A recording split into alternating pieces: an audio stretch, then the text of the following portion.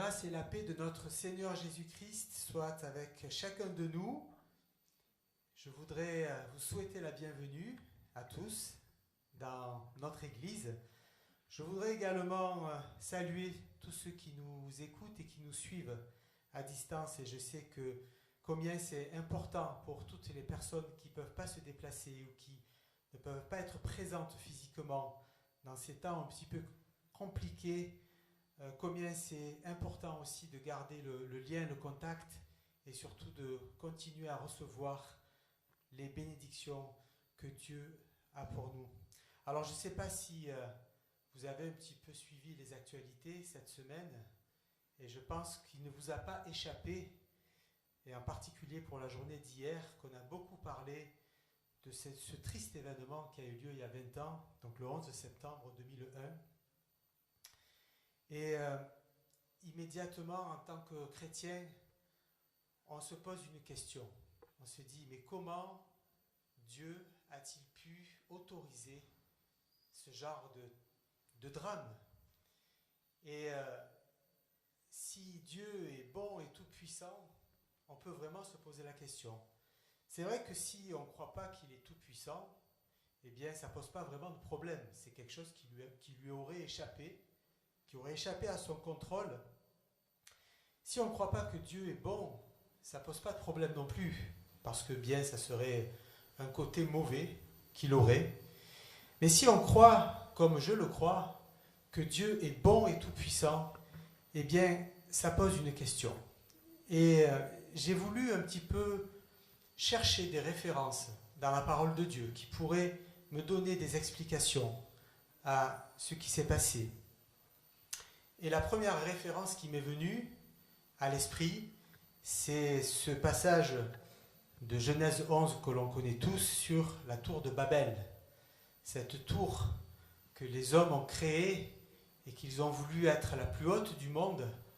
Alors Babel à cette époque était en Mésopotamie. La Mésopotamie c'était un terrain très très plat. Et donc cette tour de Babel qu'on connaît maintenant sous un nom de Ziggurat se voyait à 40 km à la ronde. Donc c'était vraiment cet aspect, cette représentation de l'orgueil et de l'arrogance des hommes. Et puis j'ai aussi pensé, après avoir vu cette référence qui est loin dans le passé, il y a aussi une référence dans la Bible qui se trouve dans le futur, où on parle de cette ville qui sera la ville la plus importante du monde, une représentation, une résurgence de Babylone.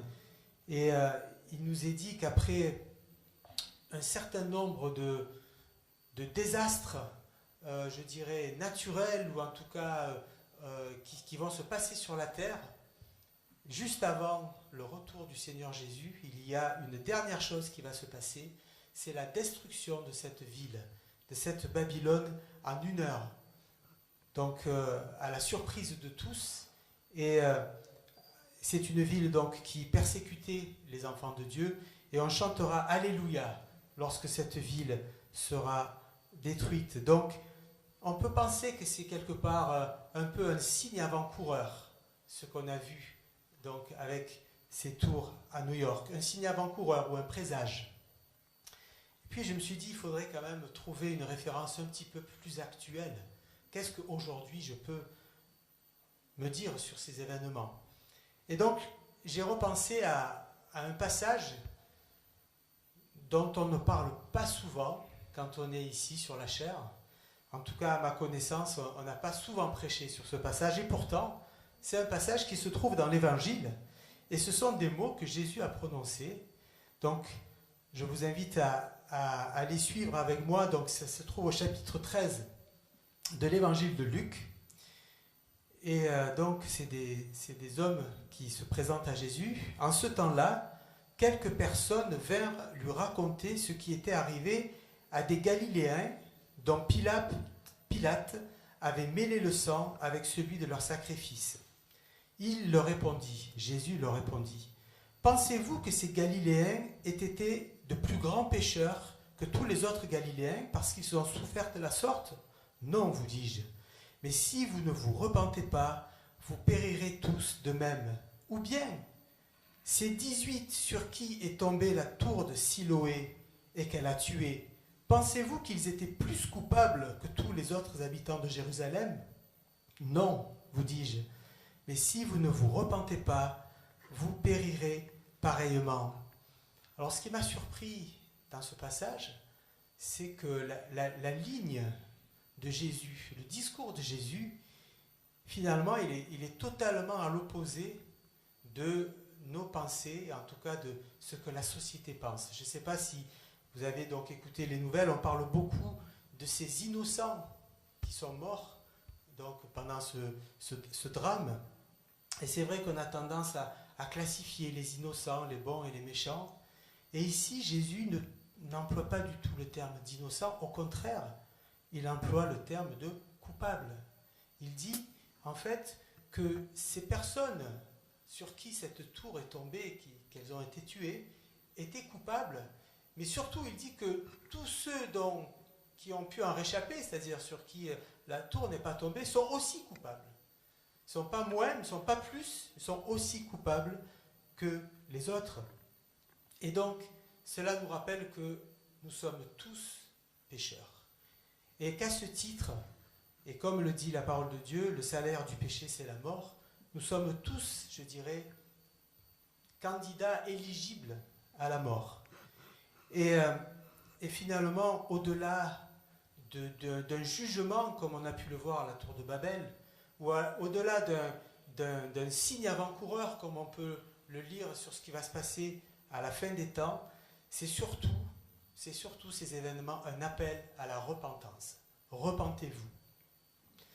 Parce que c'est le seul moyen, et c'est le seul moyen de retrouver un salut, puisque le Seigneur nous dit, si vous ne vous repentez pas, vous périrez tous pareillement. Alors, voilà, moi ce matin, je voudrais qu'on ait cet esprit de repentance à l'esprit, dans notre cœur, qu'on passe ce moment en se disant, est-ce que j'ai quelque chose à remettre en ordre dans ma vie? Est-ce que j'ai quelque chose qu'il faut que je rectifie, pour laquelle il faut que je me repente? Alors, on va passer un moment de louange, on va écouter un message ce matin. Ma prière, c'est qu'on puisse avoir cet esprit de repentance toujours dans notre cœur. Prions. Ah oui, Père éternel, tu es le Dieu tout-puissant et rien ne t'échappe. C'est toi qui diriges l'univers, c'est toi qui soutiens le monde. Seigneur, c'est vrai que tu as un amour infini pour les hommes qui sont pécheurs, mais tu n'as pas de tolérance pour le péché. Et aussi, tu nous demandes ce matin de considérer, Seigneur, notre vie, de voir ce qui ne va pas, ce qui n'est pas juste devant toi, et d'avoir cette attitude de repentance, de changement d'attitude.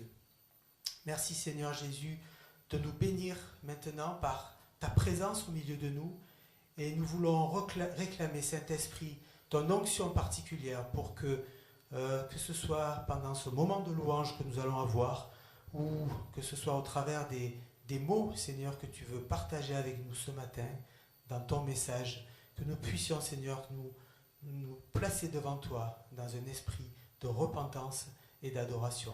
Dans le nom de Jésus. Amen.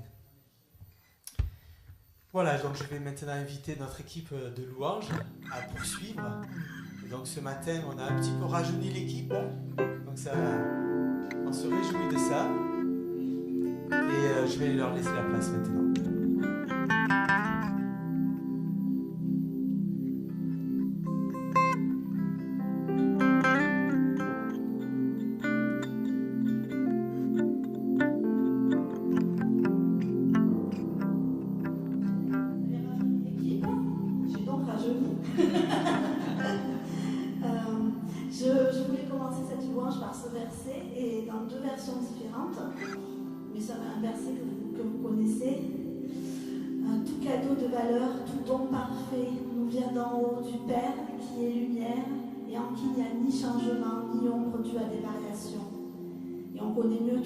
Excellente et tout don parfait descend d'en haut du Père des Lumières, chez lequel il n'y a ni changement ni ombre de variation.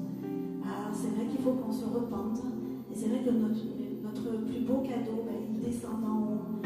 Ce que l'on a de plus précieux, ça nous vient d'en haut de notre Père. Voilà, on va commencer à louer le Seigneur ensemble. On accueille aujourd'hui des enfants qui dorénavant seront avec nous à la louange. On est très contents de les voir. On espère qu'ils vont chanter très fort et très bien. Et puis voilà, on accueille Lucille aussi à la louange. Qui va nous aider au chant. Hop.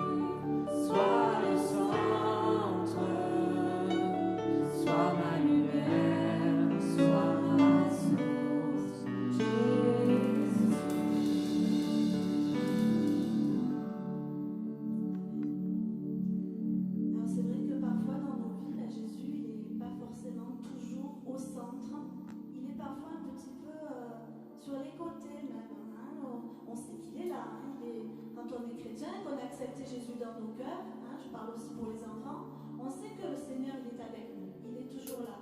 Mais parfois il n'est pas au centre, parfois on le met un petit peu de côté. Et c'est vrai que cette semaine je me disais, à un moment donné je me disais, mais Seigneur, je sais pas, j'ai du mal à t'entendre, j'arrive pas à vraiment passer du temps avec toi. Et quand je passe du temps avec toi, j'ai l'impression de parler et de ne pas t'écouter, de ne pas t'entendre et d'être un peu coupée. Et c'est vrai que j'ai eu cette image-là dans la semaine, enfin, je l'ai tous les jours sous les yeux, l'image de quand des parents appellent leurs enfants et que les enfants sont à un âge un peu avancé, dans l'adolescence, comme moi j'avais, où en fait, quand on les appelle, il y a tellement de choses entre nous que du coup, ils ont du mal à nous entendre. Hein, alors, effectivement, il y a la distance, quand ils sont dans leur chambre, mais il y a aussi la porte, qui est souvent fermée chez les ados, puis il y a aussi le casque qui est sur les oreilles, et il y a le jeu ou l'activité qu'on est en train de faire. Et pour les enfants, c'est pareil, quand ils sont en train de jouer, etc. Parfois, ils n'entendent pas les parents qui les appellent.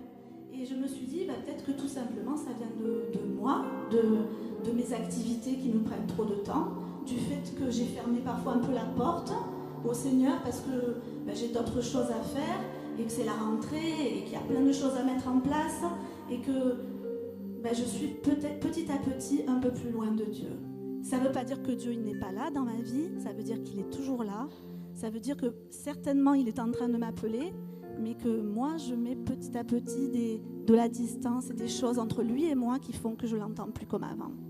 Voilà, alors c'est mon message de ce matin, c'est de remettre le Seigneur au centre, qu'on puisse ouvrir les portes, qu'on puisse enlever parfois nos casques, nos activités, nos choses qui sont dans nos oreilles et on les a tout le temps, et qu'on puisse se recentrer sur l'appel qui lui est là. Et alors je reviens sur ce verset qu'on a lu il n'y a pas très longtemps dans un message de l'Apocalypse. Voici, je me tiens devant la porte et je frappe. Si quelqu'un entend ma voix et ouvre la porte, j'entrerai chez lui et je dînerai avec lui et lui avec moi. Et je me dis, c'est étrange qu'il ait précisé, je toque à la porte, mais si tu entends ma voix et que tu ouvres la porte, parce qu'il ne suffit pas d'entendre, il faut aussi ouvrir la porte. À ce moment-là, il n'y aura plus de barrière entre nous et puis je pourrai entrer. Et voilà, ce matin, je vous invite à vraiment enlever les barrières qui nous séparent du Seigneur, enlever la distance, se rapprocher de lui et voilà, lui demander. Et son appel, il est là, il est pour nous ce matin, il est avec nous dans la semaine, il est au travail, il est à l'école aussi, les enfants. Le Seigneur, il est toujours avec nous, il nous appelle tout le temps. Mais voilà, il faut être attentif et parfois, il faut savoir l'écouter aussi. On va chanter le chant suivant en arménien qui dit je garde les yeux sur toi, Seigneur. Je ne regarde que toi. Je te suis. Que je puisse t'aimer aussi, que je puisse te servir tout le temps et que je puisse faire ta volonté.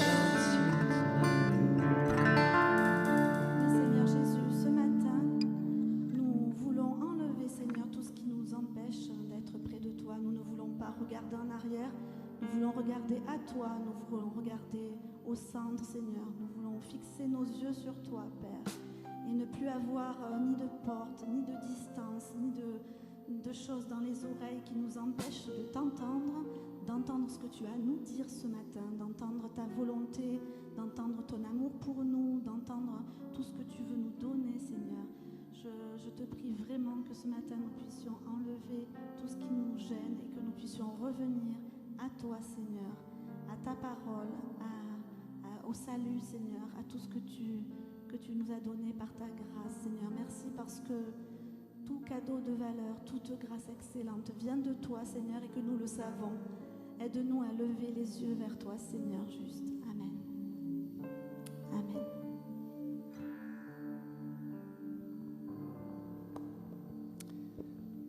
Merci à notre équipe de louanges. Et c'est vrai que nous nous réjouissons de cette nouvelle génération qui s'engage, qui se positionne pour Jésus, qui s'engage dans le service de l'Église. Lucille, Sévan, William, nous vous encourageons, toute l'Église, à persévérer et les autres également. Vous avez votre place dans cette Église.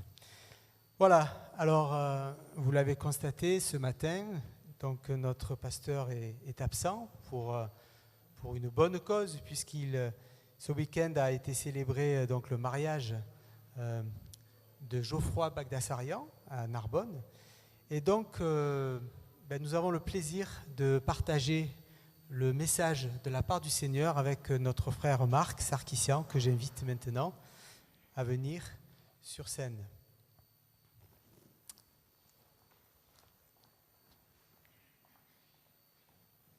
Voilà, donc ce matin, il n'y aura pas de traduction en arménien. Je laisse la parole à Marc.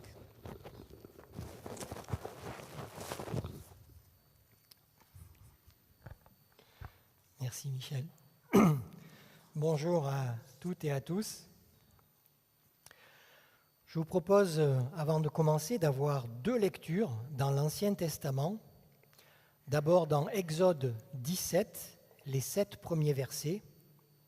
Kirk Yelitz Arachin Yoterost Hamarner. Exode 17, 1 à 7. Toute la communauté des Israélites partit du désert de Sin selon l'ordre de l'Éternel pour leur départ. Ils campèrent à Rephidim. Il n'y avait point d'eau à boire pour le peuple. Alors le peuple entra en contestation avec Moïse. Ils dirent « Donnez-nous de l'eau à boire ». Moïse leur répondit « Pourquoi entrez-vous en contestation avec moi? Pourquoi tentez-vous l'Éternel » Le peuple était là, pressé par la soif, et le peuple murmurait contre Moïse. Il disait « Pourquoi nous as-tu fait monter hors d'Égypte pour nous faire mourir de soif, moi, mes fils et mes troupeaux ?» Moïse cria à l'Éternel en disant « Que ferai-je pour ce peuple? Encore un peu et ils me lapideront. » L'Éternel dit à Moïse « Passe devant le peuple.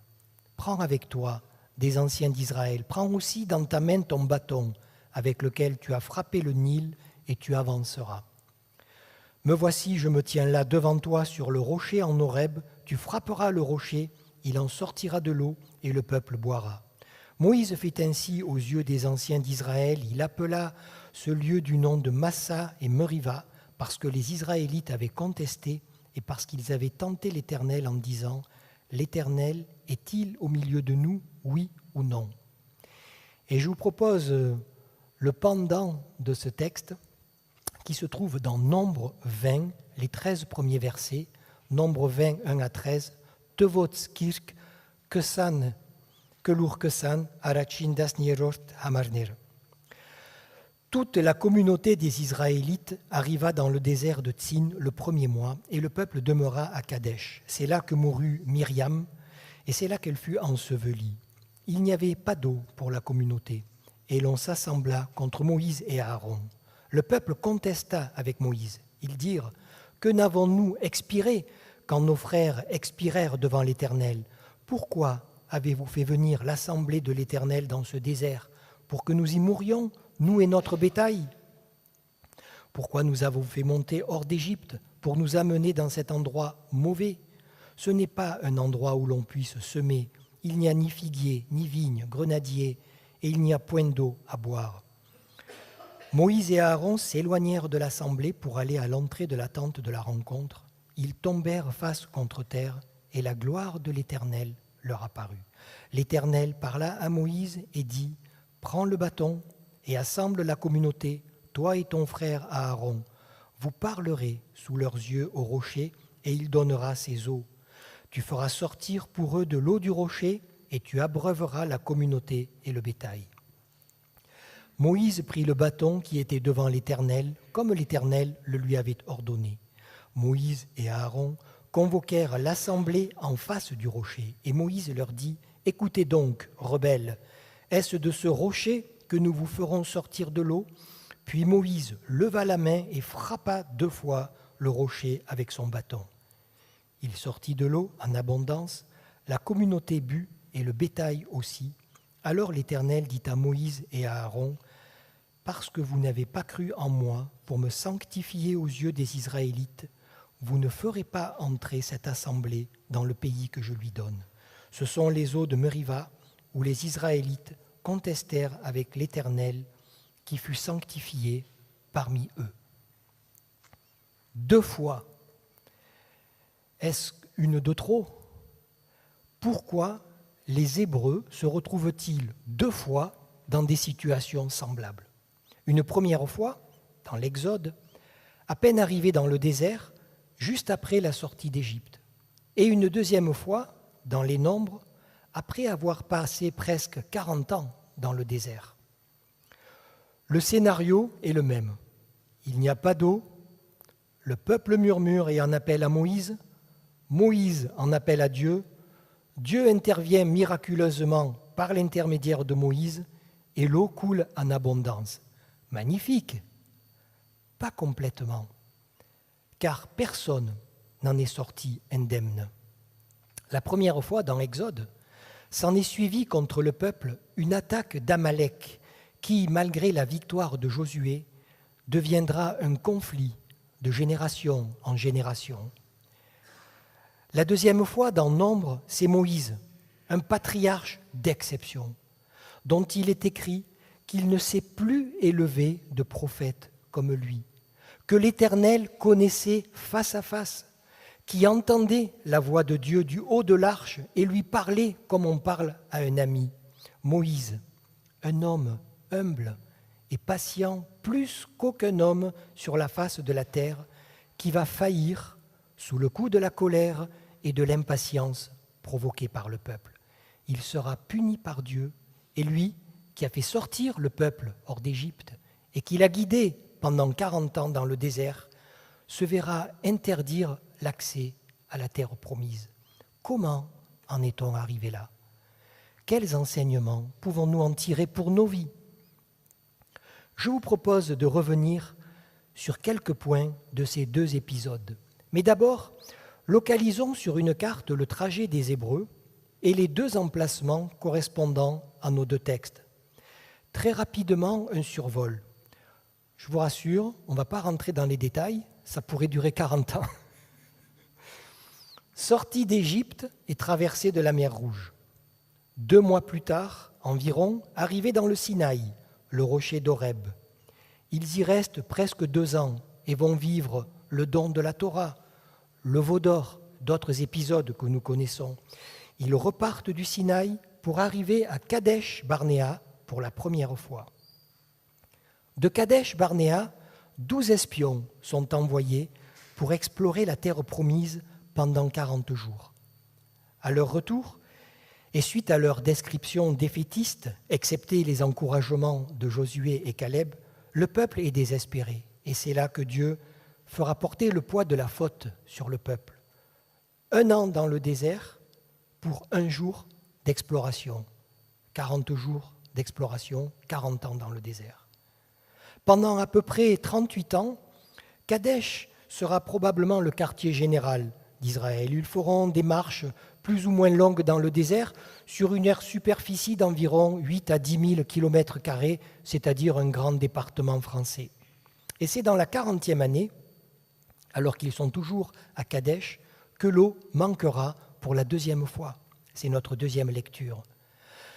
S'ensuivra le voyage au Jourdain avec la mort d'Aaron, les serpents brûlants et puis la bénédiction de Moïse, ses adieux, sa mort sur le mont Nebo pendant que le peuple entre en terre promise. Revenons à nos deux textes. Exode 17, les Hébreux sont sortis d'Égypte, se retrouvent dans le désert depuis environ 2 mois. Ils sont partis sur ordre de l'Éternel. Ils ont quitté le désert de Sin pour aller camper à Rephidim. Ils ont obéi. Ils sont dans le plan de Dieu. Mais arrivés à Rephidim, catastrophe. Pas d'eau à boire, c'est l'épreuve. Est-ce qu'on a bien fait de suivre ce Moïse ? L'Éternel est-il vraiment au milieu de nous ? Que va-t-il nous arriver ? On va mourir avec nos familles et nos troupeaux. Quand tout allait bien, après la traversée de la mer Rouge, le peuple chantait des cantiques et reprenait avec Myriam « Chantez à l'Éternel, il a jeté à l'eau cheval et cavalier ». Mais face au manque d'eau, face à l'épreuve, c'est un autre comportement. Moïse lui-même devait connaître ce lieu. Après sa fuite en Égypte, lorsqu'il était à Madian, chez son beau-père Jéthro, il faisait paître les troupeaux à Horeb. Horeb est souvent associé à la montagne de Dieu. Mais en hébreu, Horeb, Chorev, signifie sécheresse. Et Moïse devait certainement se rappeler de cet endroit. 39 ans plus tard environ, dans Nombre 20, comme on l'a vu, le peuple se trouve dans le désert de Tsin. Une partie de la génération sortie d'Égypte a disparu. Et c'est la suivante qui se retrouve à son tour confrontée au manque d'eau. Les murmures de Kadesh après ceux de Rephidim. Pourtant, pendant toutes ces années, Dieu leur a donné la Torah, le tabernacle, l'arche de l'Alliance. Il a été aux petits soins constamment. Mais nous voyons que de génération en génération, le cœur humain reste le même. Les fils ne se comportent pas mieux que leur père. Et en effet, souvenez-vous, ils ne se demandent même plus s'ils vont mourir, et plutôt que de se tourner vers Dieu, ils préfèrent carrément mourir, comme sont morts tous ceux qui avaient suivi Coré, Dathan et Abiram dans leur révolte contre Moïse et Aaron. La terre s'était ouverte et les avait engloutis, eux et leurs maisons. Dans les deux récits, le peuple ne s'adressera pas à Dieu, mais contestera directement avec Moïse. Pourtant, Dieu venait de leur offrir de la viande à volonté, c'était open bar, souvenez-vous, jusqu'à 2 coudées de caille, c'est-à-dire presque 1 mètre de caille autour de leur campement. Malgré toutes ces expériences et la fidélité de Dieu, et alors que leur foi devait grandir, le peuple tente l'Éternel. Le mot hébreu pour tenter est nassa, qui va donner Massa, le premier nom de ce lieu. Mais il faut savoir que plus qu'une tentation, nassa indique une mise à l'épreuve. Ce n'est pas du tout un acte de foi, mais un défi, un manque de respect envers Dieu. En réalité, ils avaient la nostalgie de l'Égypte où, malgré l'esclavage, la plupart de leurs envies semblaient satisfaites, et tant pis s'ils accordaient peu ou pas d'importance à leurs besoins spirituels, à placer leur confiance en Dieu. Le besoin de boire illustre nos besoins et pas nos envies. Et quand mes attentes légitimes sont déçues, je me retrouve face à un choix. Soit j'abandonne Dieu comme le peuple d'Israël, je deviens peut-être malveillant, je tente l'Éternel, je force la main de Dieu. Malgré des années, voire des dizaines d'années de marche avec le Seigneur, comme nous l'a rappelé le pasteur dimanche dernier, je mets Dieu à l'épreuve, comme les Israélites. Prouve-moi que tu existes. Je réclame impatiemment. Je murmure après le pasteur, des responsables ou mon assemblée, et je suis prêt à démissionner parce que mon engagement dépend des bonnes circonstances. Soit j'exerce ma confiance en Dieu, je tiens ferme en me rappelant qu'il m'aime, mais qu'il n'agit pas toujours comme je m'y attends. Dieu est parfois, même souvent, déconcertant, imprévisible, mais il reste Dieu et il attend que je lui demande, que je lui parle. C'est lui qui a créé la soif. Il a permis la soif à de nombreuses reprises. Souvenez-vous, Agar, la servante de Sarah, a eu soif dans le désert. Elle n'a pas murmuré, elle a pleuré et élevé la voix. Dieu l'a entendue et il lui a ouvert les yeux pour qu'elle voie un puits et qu'elle soit sauvée avec son enfant. Samson, épuisé d'avoir lutté contre 1000 hommes, a invoqué l'Éternel car il avait soif et Dieu a fendu un rocher, l'eau en est sortie. Même Jésus a eu soif. Cette fois, c'était pour le salut d'une Samaritaine. Dieu peut donner tout ce qui nous est nécessaire avant qu'on le lui demande et sans attendre que nous en manquions. Mais il attend que nous le lui demandions pour nous rappeler que nous dépendons de lui. Apprenons à l'écouter, à nous adapter, à suivre la voie qu'il nous indique sans regretter le passé. Un passé qu'on survalorise peut-être parfois alors qu'en réalité, il est sans doute pas si glorieux. Le bon vieux temps, comme on dit, est mauvais conseiller et peut bloquer l'accès à notre terre promise. Malgré les murmures du peuple, Dieu va intervenir dans les deux cas. Mais avant que l'eau bienfaisante et désaltérante ne coule de ces rochers, examinons les deux contextes. Pressé par la soif, le peuple conteste avec Moïse. Le mot hébreu pour contester est riv, qui donnera le deuxième nom, Meriva.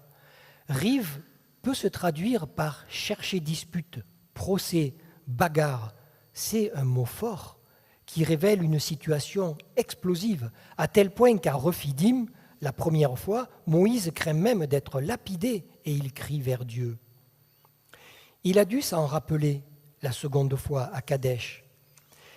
Mais peut-être aussi était-il accablé par la situation. Imaginez, pas d'issue, le peuple a soif, les enfants pleurent, les regards de leur mère sont pleins de reproches, la situation est insupportable. Du coup, avec Aaron, il s'éloigne de l'assemblée. Mais ce n'est pas une fuite. Ils vont chercher refuge à l'entrée de la tente de la rencontre.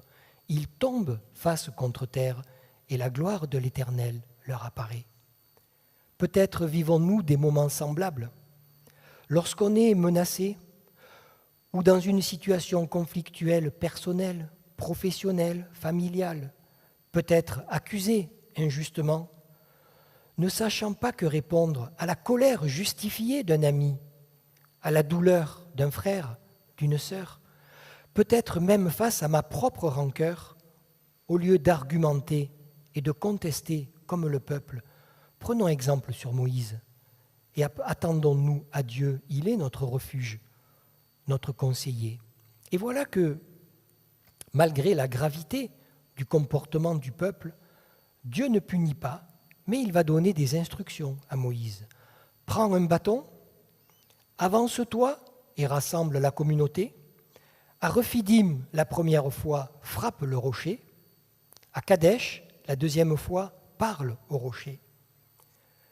Dieu ordonne à Moïse, dans Exode 17, de prendre le bâton, symbole de l'autorité de Dieu, pour frapper le rocher. C'est le bâton avec lequel il a frappé le Nil, celui qui a servi pour un signe prodigieux au buisson ardent, en se transformant momentanément en serpent. Il sera appelé bâton de Dieu. Tant de miracles se sont produits par ce bâton qu'on serait tenté de lui attribuer un certain pouvoir. Et puis entre en scène, dans les nombres, un deuxième bâton, celui d'Aaron, qui avait miraculeusement bourgeonné pendant la nuit alors qu'il était au milieu de 11 autres bâtons. Souvenez-vous, chaque représentant des 12 tribus avait écrit son nom sur un bâton. Les 12 bâtons avaient été déposés dans la tente de la rencontre et Dieu avait choisi le bâton d'Aaron comme signe pour les rebelles afin qu'ils ne meurent pas. Le bâton de Moïse, symbole de puissance et autorité, n'était pas parmi ces 12 bâtons, parce que Dieu allait maintenant désigner un nouveau bâton qui serait le signe de la grâce. Cette grâce, illustrée par un bourgeonnement miraculeux en une nuit sur un bâton sec. On comprend peut-être un peu mieux que dans le premier épisode, Dieu a demandé à Moïse d'utiliser son bâton, celui de l'autorité. Le peuple d'Israël en était à ses débuts avec Dieu et il avait encore besoin de prodiges, de voir la puissance de Dieu se manifester avec éclat et éblouissement. Mais après tant d'années, pendant lesquelles il a été au bénéfice de toutes les attentions de Dieu, une nouvelle relation va lui être proposée. Et c'est cette branche d'Aaron, symbole de grâce, qui se retrouvait dans l'arche d'alliance à côté des tables de la loi.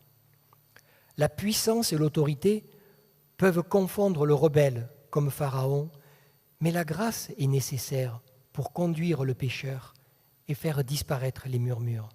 Voilà pourquoi la première fois, Moïse devait utiliser son bâton d'autorité pour frapper le rocher, mais il devait s'équiper du bâton de la grâce d'Aaron pour parler au rocher la deuxième fois.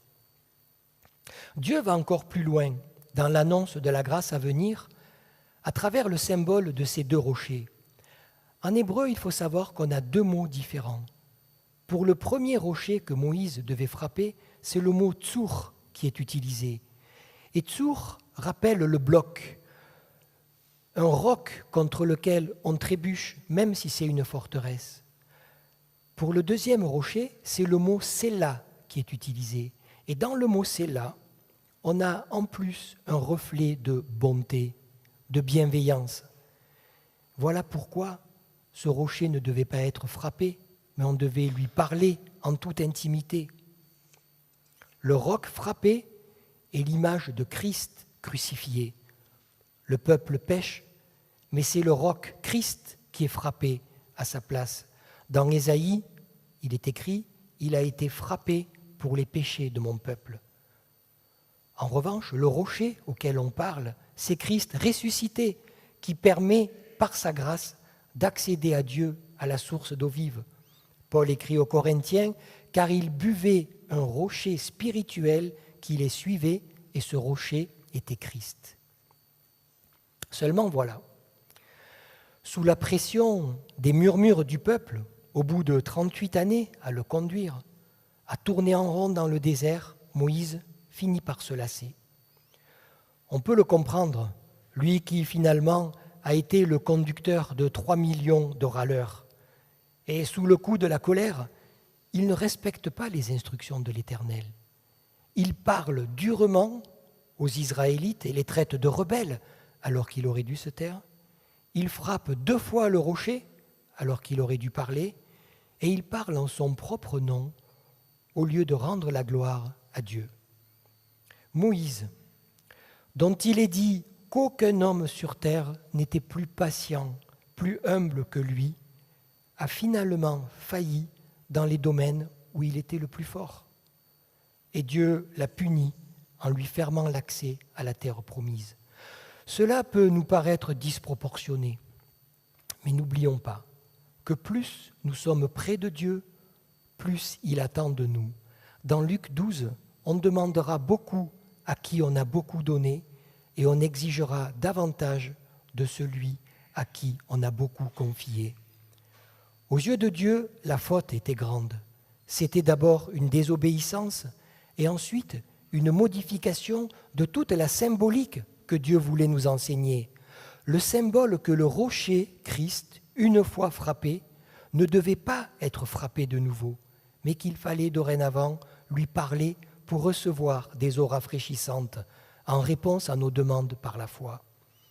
Paul écrit à Corinthiens, « Christ s'est offert une seule fois pour porter le péché de plusieurs. » Veillons sur nos attitudes.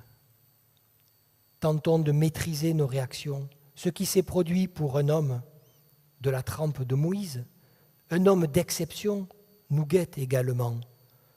Le plus patient peut finir par s'emporter. Le plus humble peut proposer un jour de faire jaillir de l'eau d'un rocher, c'est-à-dire s'attribuer un acte que seul Dieu peut accomplir. par des plaintes et des critiques négatives. N'exposons pas un frère, une sœur, un responsable, un conducteur. Souvenez-vous dans Proverbe, une réponse douce calme la fureur, mais une parole dure excite la colère. Pardon, Seigneur, pour les fautes graves dans nos vies. Pardon pour nos attitudes apparemment anodines, mais qui sont en réalité des entraves au projet que tu as préparé pour nous. Pardon pour mon manque de foi, alors que ta parole suffit, qu'il n'est pas besoin d'en rajouter, ni de penser que je pourrais faire mieux que toi.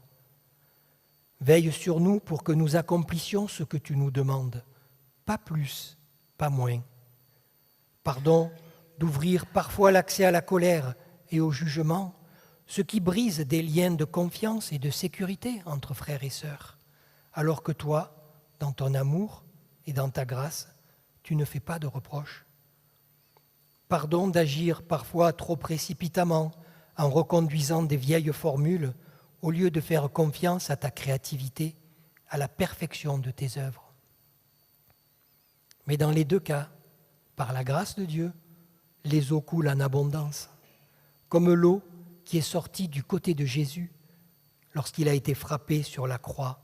Ces eaux, symboles de vie, de la plénitude du Saint-Esprit, et il nous suffit de parler à Jésus pour que ces bénédictions coulent en abondance.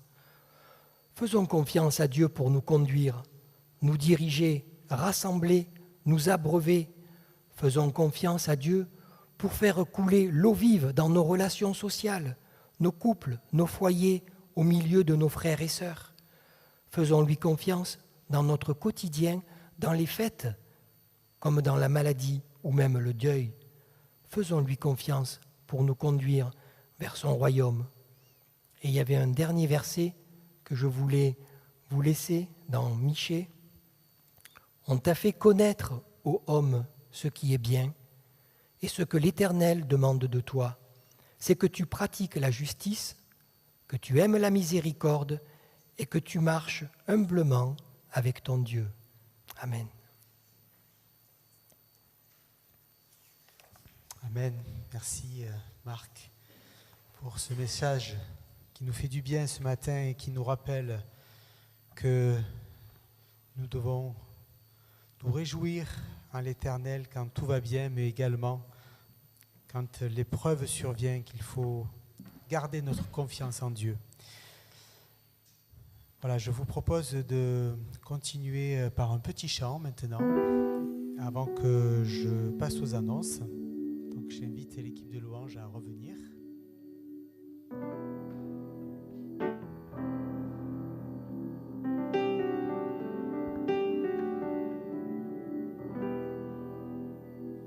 Je crois qu'on peut se mettre debout.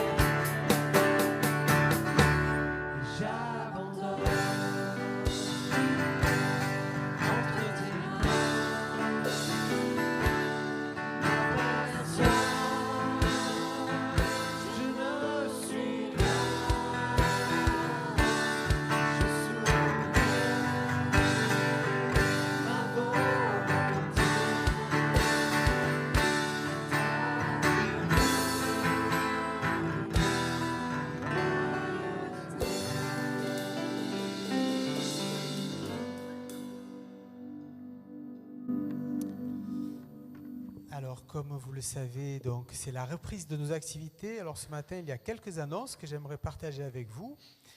Vous pouvez vous asseoir. Donc, ce mercredi à 20h30, je vous rappelle donc, l'étude biblique sur Zoom. Et cette semaine, donc, ce sera l'étude du chapitre 5 du livre de Daniel.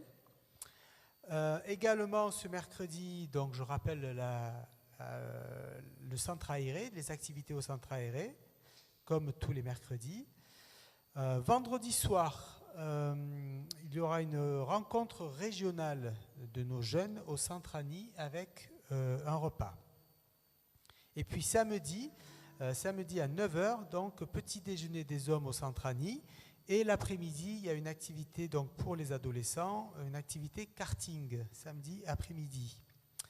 Et puis enfin, donc pour le dimanche 3 octobre, on a encore un petit peu le temps, mais on l'annonce déjà, il y aura une journée d'église, donc avec culte le matin, repas au centre Annie et après-midi de détente aussi au centre Annie.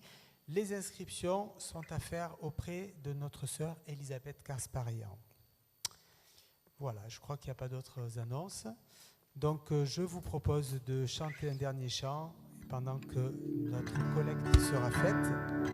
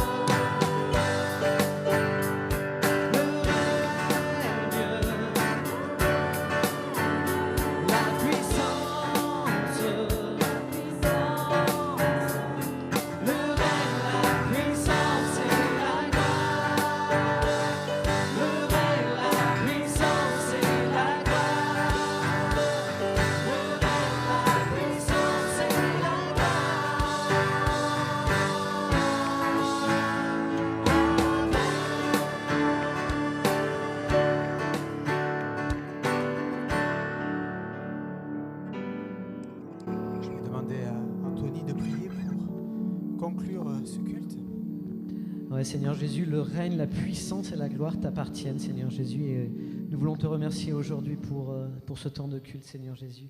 Merci de nous avoir ouvert les yeux, Seigneur, en ta parole, Seigneur, où tu nous demandes de ne pas murmurer, Seigneur, de ne pas voilà, de ne pas se plaindre, Seigneur, et de toujours essayer d'être positif, Seigneur Jésus. Je veux te remettre cette journée, Seigneur. Je te remets toutes les personnes aussi qui n'ont pas pu venir ce matin, qui sont derrière leur caméra ou qui n'ont pas pu venir.